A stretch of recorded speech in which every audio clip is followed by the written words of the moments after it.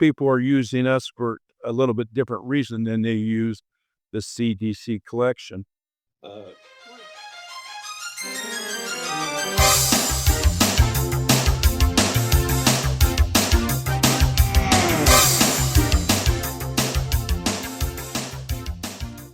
CDC cutting back and laying off people, what does that mean for record collection and data analysis and everything in our water safety world and with what you do? it really doesn't affect much what we do because where early on we we look at their stats and do a quick comparison to what we have to make sure there's not any large disparities. But what we do is on a daily basis, and they're looking at like a decade type thing. So that's why we started what we did was that if we're going to have a group of parents, a coach try to build a facility, uh, we know that addressing the drowning issue should be the number one marketing thing you do to the general public. Uh, and so they need current data. It's always nice to say, hey, this is what's happened the last, 20 years. This is what's happened the last, you know, 4 years ago. But these people need it now when they talk to council people and other advocates in the community. They want to know what happened yesterday in their community. So I don't think it's going to affect what we do either way because people are using us for a little bit different reason than they use the CDC collection. We're identifying trends. Yeah, we're looking at trends. As we've always said, we're not trying to recover every drowning. We'd like to, but there are just certain instances that it never hits any of the hundreds of public type uh, press releases that the average person can get to or that we can get to with our pay services. So we're not going to get them all. But if we get most of them, we can establish a trend. And to me, if you're going out there and say 1,000 4-year-olds drown in the last 10 years or 2,000 drown in the last 10 years, the problem doesn't increase. It's a huge problem. And so I think you look at data and then you go out and do some kind of an action that matches the reason why you want to be a drowning prevention advocate. So we'll have to wait and see. As with anything in the political climate nowadays, you know, the press releases it in a few hours and it gets sensationalized depending upon what the value of selling advertising is. So I don't know where it's going to go, whether it's going to revert back to more active stuff with the Consumer Product Safety Commission, because they do some tracking too. They use a lot of our stats because, they're so up to date, or whether the CDC is going to say, hey, you know, here's what we're doing, but here's what people are doing with it, and express a value. But right now, we received an email last week from our contact at CPSC, Consumer Product Safety Commission, and they're still okay. So what they do hasn't been affected yet. Not saying that it won't be, but we don't want individuals out there promoting, educating to eliminate drownings in a certain area for backyard pools if there are no backyard pools there. So that's what we want to do, is to help them identify, do you have ponds, lakes, rivers? How are these children in your area drowning? And that's what we don't want to be mistaken that we are the go-to for the higher level, getting into the emergency room. Once the individual gets to the hospital, that's a whole nother system, and many times aren't even identified as drownings. They die of something else or A lot of right. I compare it to USA Swimming. If we had a more structured, more organized, and better funded LSC structure, we would get more done. Too many times the local people depend on national. in any not-for-profit. And I kind of look at that this way. We're working directly with a lot of different organizations. We're working with task force, focus groups, committees, whatever they want to call themselves, both in large cities, in counties, and also each state. Hawaii and New York have just been phenomenally active in trying to put together their plan, and these are action plans, not discussion plans. And so I think in Texas is also, there's a lot of not-for-profits and drowning organizations, foundations that are actively trying to do different things. I think that's where the key is, not that we don't need national support, but I don't think we can depend on it. I think we have to sort of, do things ourselves that we can control. So this stuff is propagated at the local level. So I look at the USA swimming structure the same as I look at the drowning structure, and the same as I look at a lot of aquatic organization structures. Strength at the local level has to be primary. What are the trends, especially since COVID? Are there some general expressions that you would say about drowning and its frequency? Are we seeing more deaths and injuries with drowning these I days? think I think it's held consistent, Mark. And I would say consistency can be within, 10% here, 10% there, because any of our stuff that we use in our internal, you know, formulas and everything don't account for population increase. Uh, so I think we're holding our own.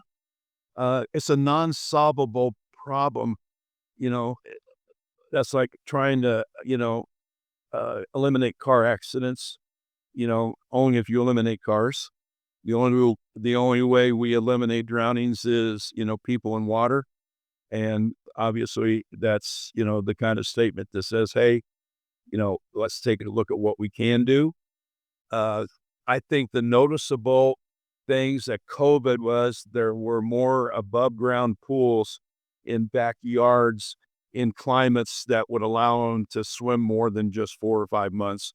Uh, I think the little blow up pools without safety instructions and without permitting did cause some.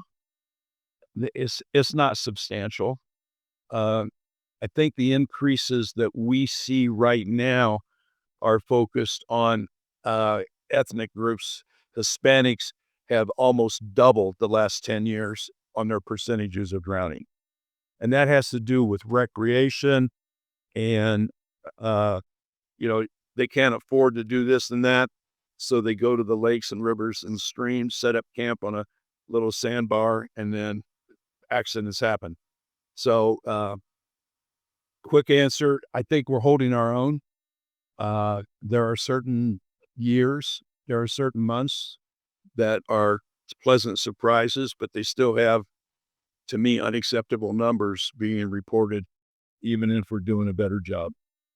The private sector really did not have to close. They found ways to work with their city governments, and we did not see a increase or a decrease of swimming lessons. If anything, they stayed more into it.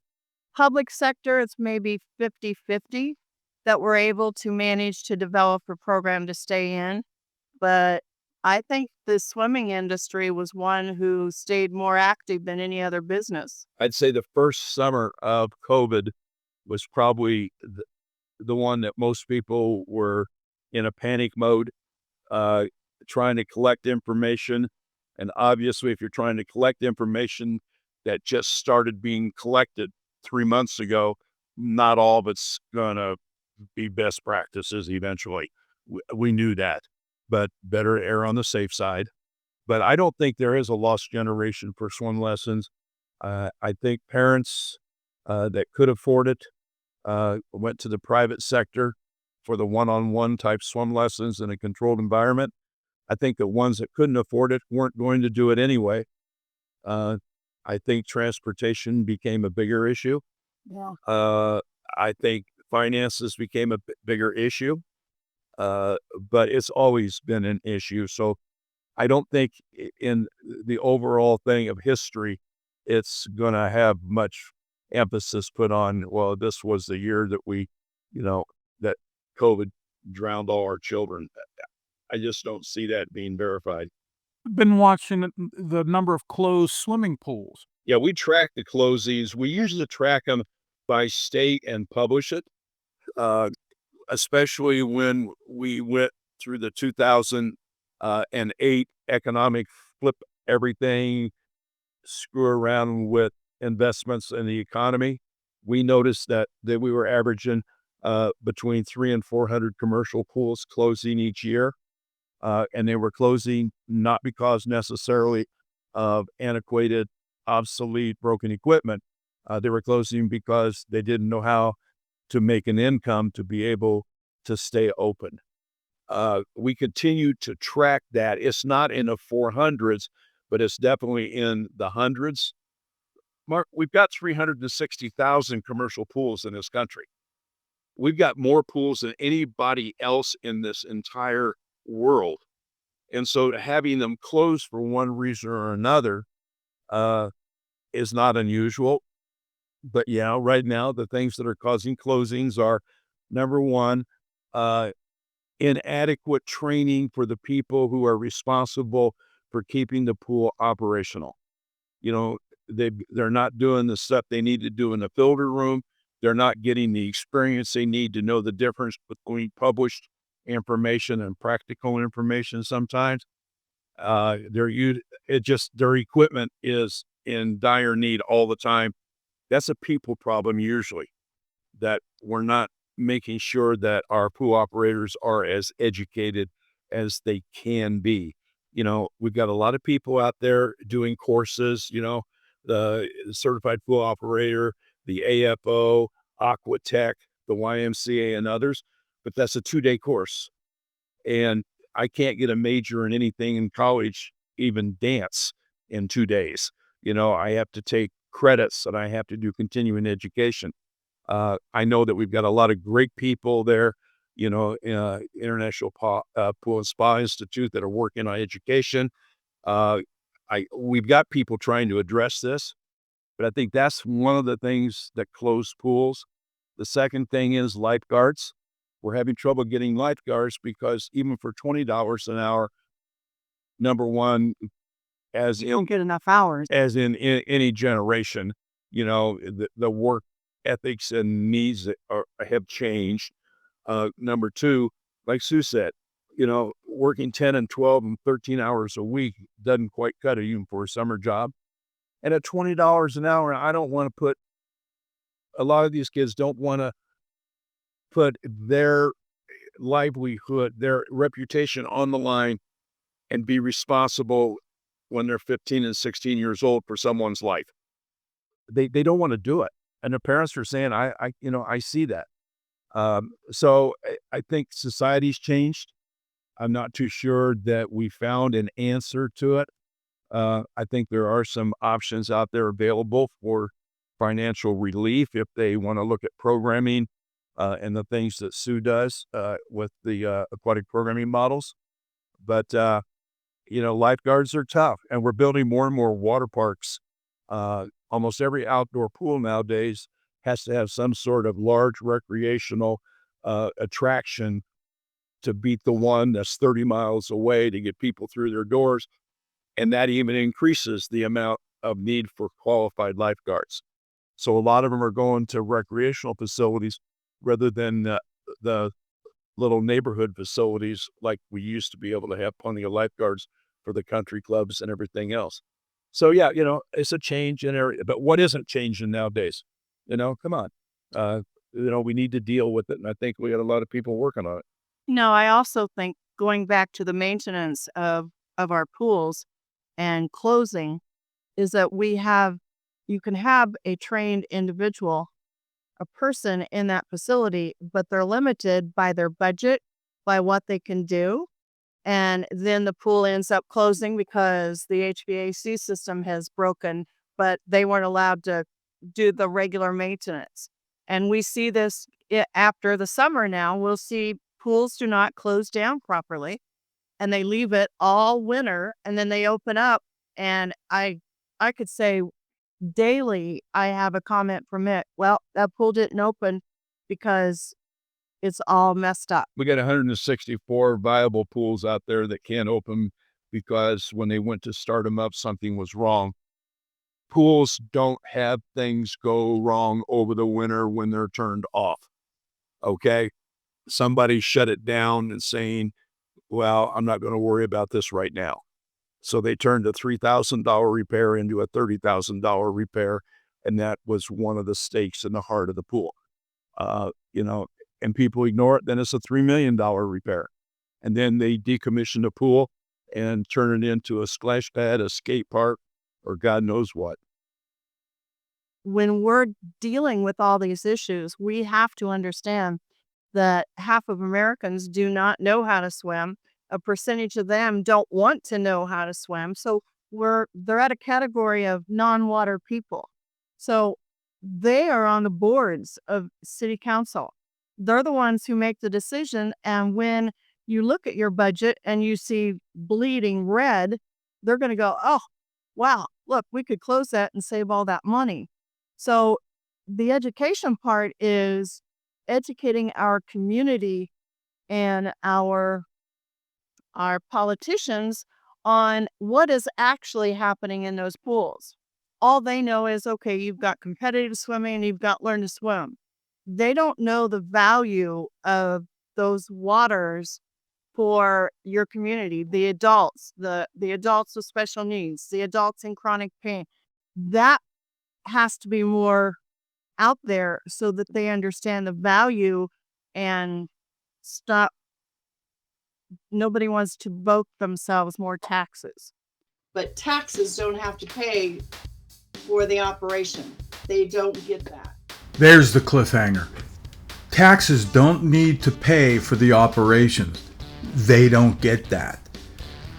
We're going to come back and talk in the next podcast about some of the programming issues that Sue Nelson raises. This is podcast number 38. And if you go back to number 37, you'll get more of an introduction to Sue Nelson and some of the things that she stands for. But stay with us. We're going to talk about some heavy issues with regards to aquatics and how it's approached, especially at the governmental level. It's a frustrating part of our society, and we need more people to learn how to swim so that they truly value what happens at the swimming pool. And the private sector has been eating up some of the operations and some of the needs